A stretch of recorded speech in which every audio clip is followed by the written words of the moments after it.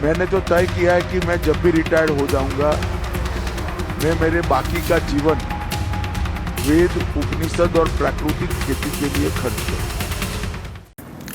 दोस्तों, आपको याद होगा एक खबर निकल कर आई थी। खबर यह है कि 17 सितंबर को नरेंद्र मोदी साहब जिस वक्त अपना जन्मदिन 75वां मना रहे होंगे, ठीक उसी वक्त राहुल गांधी एक प्रेस कॉन्फ्रेंस करेंगे और उसी में हाइड्रोजन बम फोड़ा जाएगा। यानी वोट चोरी का जो आरोप लगातार राहुल गांधी की तरफ से लगाया जा रहा है, उस आरोपों का अगला संस्करण या यूं कहा जाए दूसरी सीरीज जारी की जाएगी, जो चुनाव आयोग की पोल न केवल खोलेगी बल्कि उनके चेहरे पर पड़ी हुई शराफत की चादर को खींचेगी। और इसका सीधा असर किसी और पर नहीं, यही गुजरात वाली जोड़ी पर होगा। तो क्या दोनों ने ही अपने रिटायरमेंट का प्लान सेट कर लिया है? रिटायरमेंट नंबर 1, क्या नरेंद्र मोदी साहब इस्तीफा देंगे? और वो ना दे तो क्या अमित शाह रिटायरमेंट का प्लान बना चुके हैं? खबर दिखाऊंगा, बयान सुनाऊंगा। यही नहीं, इसी के साथ साथ आपको दिखाऊंगा कहां पर वकीलों में और पुलिस वालों में जमकर हाथापाई हो गई है, जमकर लात घूंसे जो हो सकता था वो किया गया है। ये कहां महाभारत छिड़ गई वो तमाशा दिखाने जा रहा हूं। और तो और इसके साथ साथ आज आपको ये भी दिखाऊंगा, एक जज साहब ऐसे भी हैं जिन्होंने ऐसी लताड़ा लगाई है बुलडोजर वाली कार्रवाई पर कि सामने वाला सन्न रह गया है। और कई महत्वपूर्ण खबरें भी है, देखिएगा। नमस्कार, मैं हूं प्रज्वल गौतम और आप देख रहे हैं the live TV. The live TV, सच सबसे आगे। शुरुआत इस खबर के साथ, देखिए सुनिए क्या कहते हैं अमित शाह। मैंने तो तय किया है कि मैं जब भी रिटायर्ड हो जाऊंगा, मैं मेरे बाकी का जीवन वेद, उपनिषद और प्राकृतिक खेती के लिए खर्च करूंगा। तो अचानक से अमित शाह का यह बयान आना, दिन भर पीओके की बात करना, फिर कभी किसी और मसले पर बोल देना, कभी सीएए एनआरसी पर बात कर देना, कभी ये कर दूंगा मैं वो कर दूंगा, और करते करते अगर कोई व्यक्ति इतना हताश नजर आए तो क्या कहा जाए।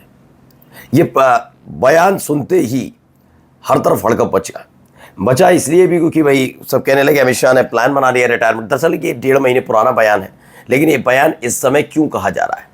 क्योंकि मसला ये था कि राहुल के हाइड्रोजन बम फटने से पहले ही ये इनको कई जिम्मेदारियां दी गई थी। आपको शायद पता ना हो, लेकिन बताएं कि जब मोहन भागवत ने यह कहा था कि 75 साल पर बधाई नहीं विदाई मिलनी चाहिए, उसके बाद से ही बहुत लंबे समय के बाद नरेंद्र मोदी पहली दफा आरएसएस के दफ्तर गए थे।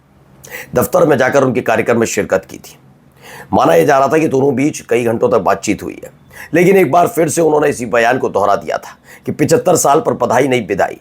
इससे नरेंद्र मोदी साहब ये समझ गए थे कि 17 सितंबर को इस्तीफा देना पड़ सकता है। लेकिन इसी बीच एक खबर आई कि मोहन भागवत ने अपने ही बयान को पलट दिया। ना मैंने किसी को इस्तीफा देने के लिए कहा है और ना मैं इस्तीफा देने जा रहा हूं। मतलब मैं 75 साल होने के बाद जब तक काम करने की क्षमता है देश सेवा में, वो इस तरह से बोलते रहे, देश सेवा और ये तमाम चीजें हम करते रहेंगे काम। यानी एक खबर और थी इसमें कि दोनों के बीच एक डील हुई है। डील एक ये कि गुजरात वाली जोड़ी में से सिर्फ एक ही सरकार में रहेगा, या तो ये या तो वो। अब खबर है कि साहब के खासम खास को सरकार से बाहर जाना पड़ सकता है, ये माना जा रहा है। खैर, क्या ये वजह भी है? इसके अलावा ये वीडियो देखते चलिए, कितनी शानदार वीडियो है, देखते किस तरीके से खाली है। ये 5 पार्टियों का लगभग ये कार्यकर्ता सम्मेलन है। जेडीयू, बीजेपी, हम, रालोमो, लोजपा। ये तस्वीरें आप देख सकते हैं कितना मजबूत है जीरादेई में एनडीए।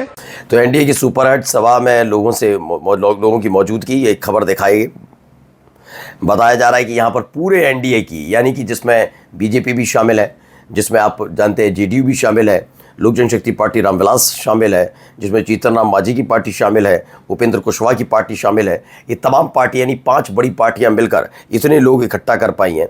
तो ये भी खबर अपने आप में बड़ी हास्यास्पद नजर आती है। अब आ जाते हैं मारकुटाई पर। कहाँ हुई?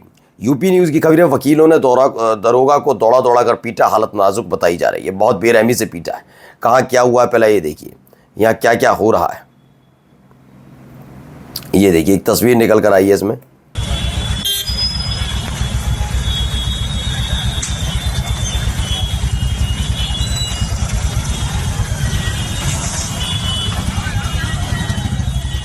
तो सचिन गुप्ता की खबर है कि यूपी वाराणसी कचहरी परिसर में वकीलों ने सब इंस्पेक्टर मिथिलेश प्रजापति को दौड़ा दौड़ा कर पीटा, अधमरा कर दिया। हालत गंभीर है। 3 दिन पहले इन्हीं दरोगा का एक वकील से विवाद हो गया था और उसी की खुन्नस में आज ये सब हुआ है। कहाँ हुआ है? वाराणसी में। तो वाराणसी में ये तोहफे के तौर पर मोदी साहब को उनकी जनता ने दिया है कि आप जो बड़ी बड़ी बातें करके चले जाते हैं, आपको लगता है कि सब कुछ ठीक ठाक वाली स्थिति है। एक सांसद होने के नाते क्या कानून व्यवस्था से लेकर तमाम चीज़ों पर कभी नरेंद्र मोदी साहब को गौर करते हुए देखा है? वाराणसी को लेकर कभी सोचा हो आपने? सिर्फ ये रोड शो छोड़ दीजिए, आज तक तो रोड शो मुझे समझ में नहीं आया नरेंद्र मोदी साहब के बिना चुनावों के रोड शो होते रहते हैं।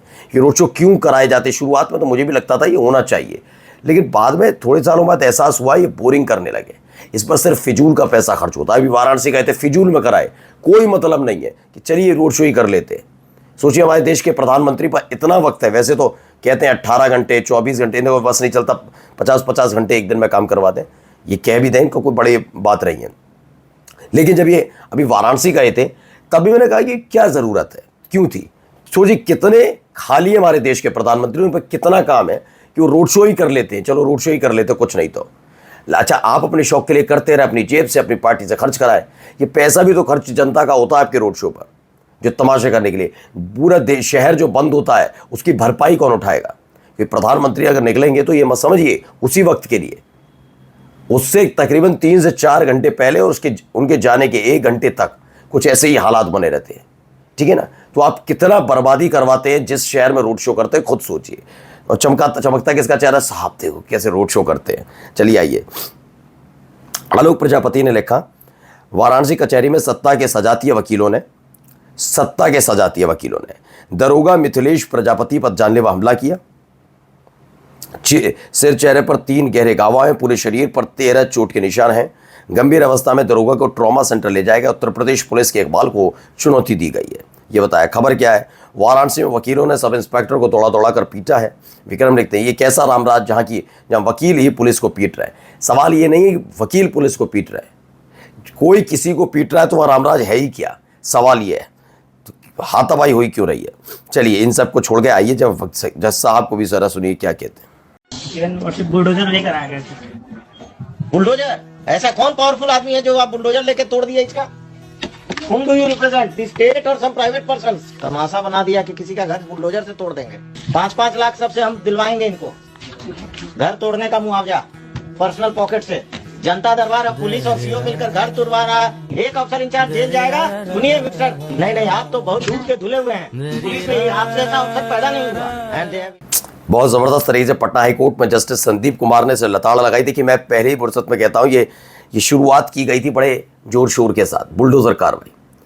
अब ये आतंक का प्रतीक बन गया है, बिल्कुल जिम्मेदारी के साथ बोल रहा हूं। आप जाकर देखिए कितने गरीब परिवार हैं, जबकि कोर्ट कह चुका है कि अगर कोई वाकई गलत है, आरोपी है, पहले तो आरोपी का घर नहीं तोड़ सकते, दोषी हो जाए तो उसका घर नहीं तोड़ सकते क्योंकि उसके परिवार का लेना देना नहीं।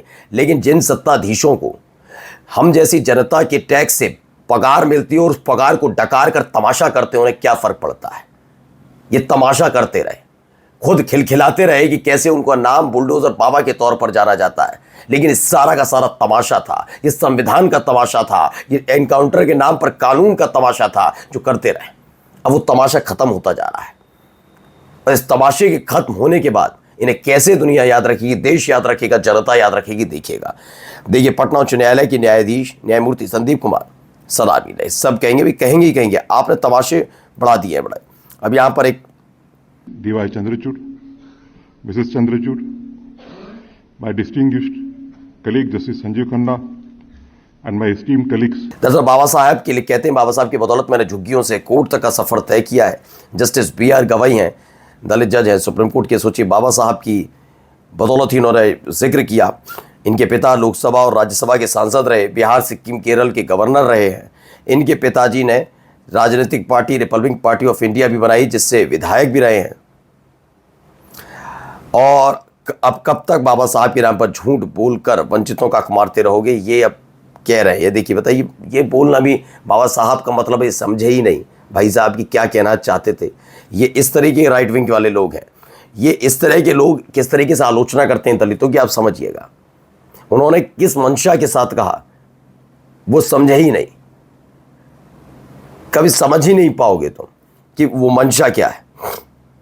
और जाते जाते बिहार में जिनकी आबादी 10% है उनके विधायक 26% हैं, लेकिन जिनकी आबादी 18% है उनके मात्र 19 विधायक हैं, इस पर भी ज़रा बात कर लो ना। नमस्कार।